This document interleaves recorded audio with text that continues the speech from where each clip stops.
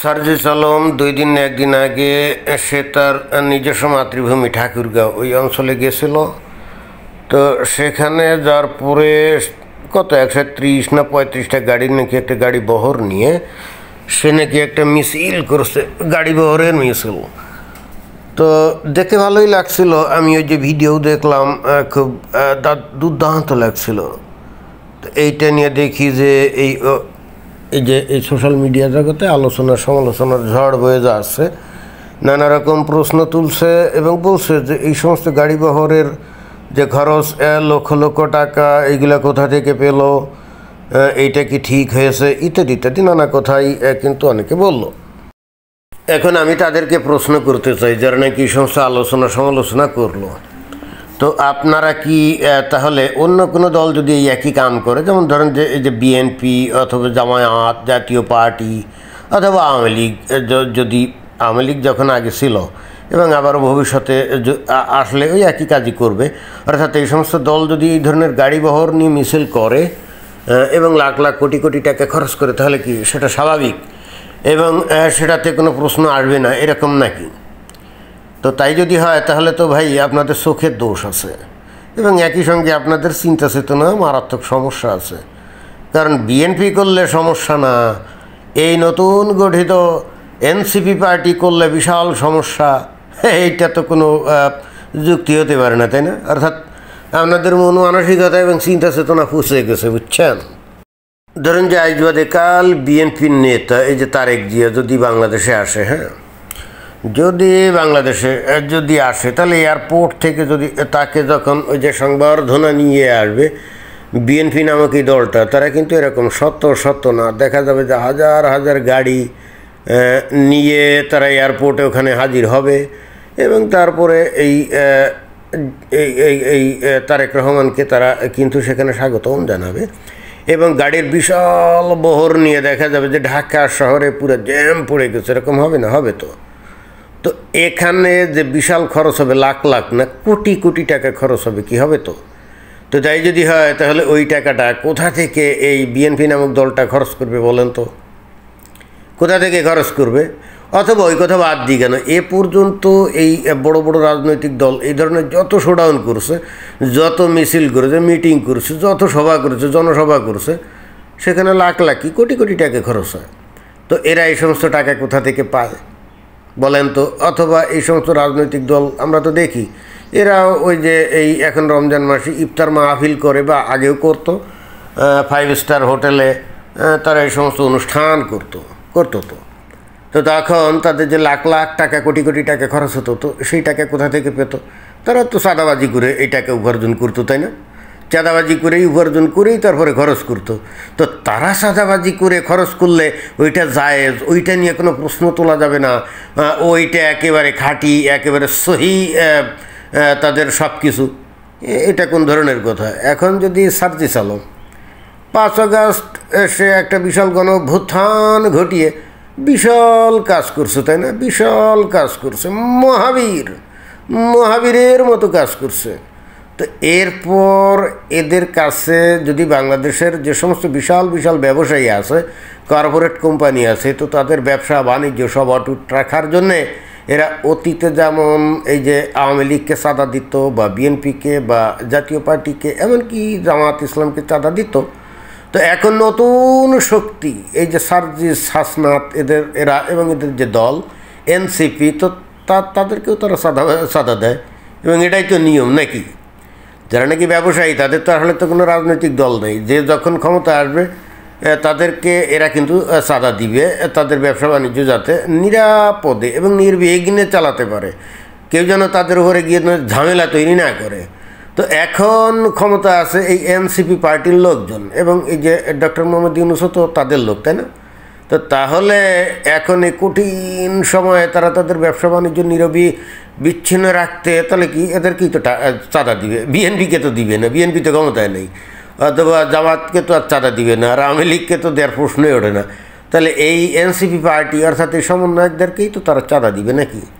আর সেই চাঁদাটা লক্ষ লক্ষ না কোটি কোটি হলেও তো ওর সমস্যা কিছু নেই। তো এখন এই এনসিপি পার্টি যে কত বড় শক্তিশালী দল, কত বড় জনপ্রিয় দল, এবং এদেরকে কি পরিমাণ বড় বড় ব্যবসায়ী লোকজন অথবা কর্পোরেট কোম্পানি সাপোর্ট দিচ্ছে, সেটা দেখানোর জন্য হলেও তো এদের এই মোটর শোভাযাত্রা করতেই হবে নাকি।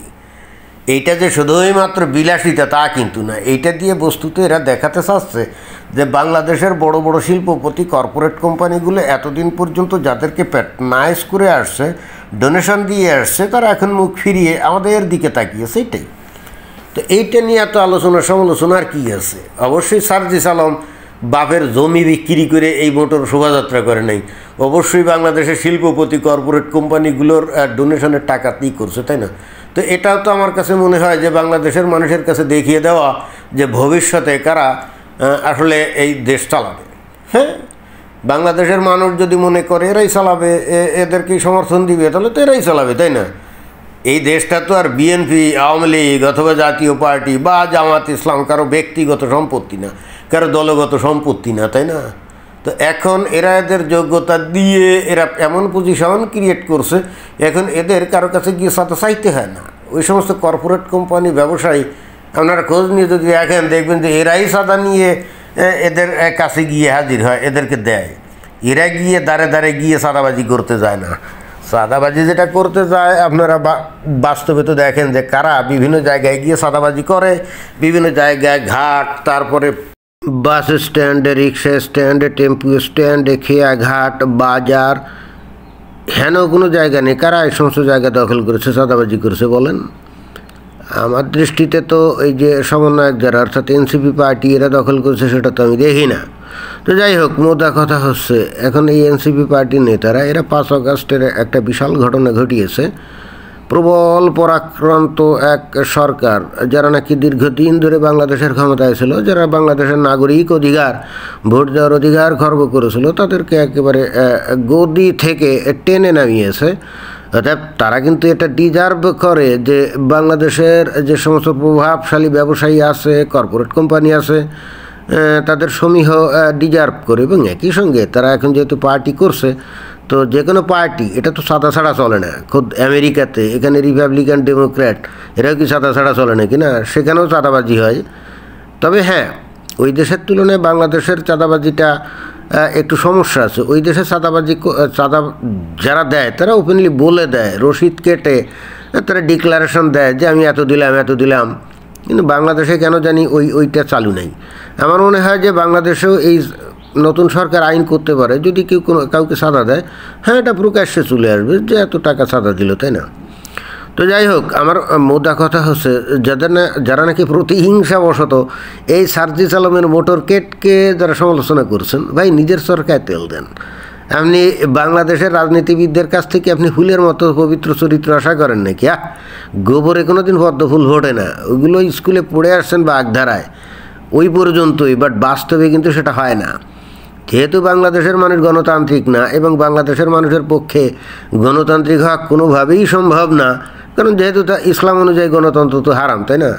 এরা শুধুমাত্র ক্ষমতার পরিবর্তন চায়, এবং প্রতিনিয়ত তাই হবে। যেমন উদাহরণস্বরূপ এখন ধরেন যে যদি একটা নিরপেক্ষ ইলেকশন হয়, যে বা যারাই ক্ষমতায় আসবে, আপনি কি মনে করেন যে এদের 5 বছর মেয়াদের পরে এরা খুব সহসা এই ক্ষমতা থেকে নেমে যেতে চাইবে না? তারাও কিন্তু এই আওয়ামী লীগের মতো ওই ইলেকশন ম্যানিপুলেশন করে ক্ষমতায় থাকতে চাইবে, এবং অতঃপর একটা পর্যায়ে এদের বিরুদ্ধেও কিন্তু আন্দোলন করতে হবে। এটাই কিন্তু বাংলাদেশের ভবিতব্য।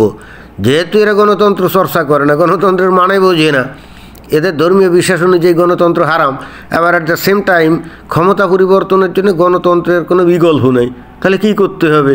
বিকল্প একটাই, জোর করে বাঁচতে হবে, সেটা গণ অভ্যুত্থান, যেটা কিন্তু বাংলাদেশে অলরেডি হয়ে গেছে। যেটা আমরা এখন বর্তমানে ওই যে দেখতে পাচ্ছি কোথায়, ওই যে তুরস্কের এরদোগানের এগেনস্টে, তাই না? তো যাই হোক, এই সমস্ত প্রতিহিংসা করে লাভ নাই। আওয়ামী লীগের শেখ হাসিনা মোটরকেট করলে, বিএনপির খালেদা জিয়া মোটরকেট করলে, সেখানে কোটি কোটি টাকা খরচ করলে, ওইটাতে কোনো সমস্যা না। নতুন নেতা, নতুন মহাবীর, মহানায়ক এই সার্জিস আলম, হাসনাত এরা মোটরকেট করলে মহাভারত অশুদ্ধ হয়ে যায় না? মস্কারি করেন। ধন্যবাদ।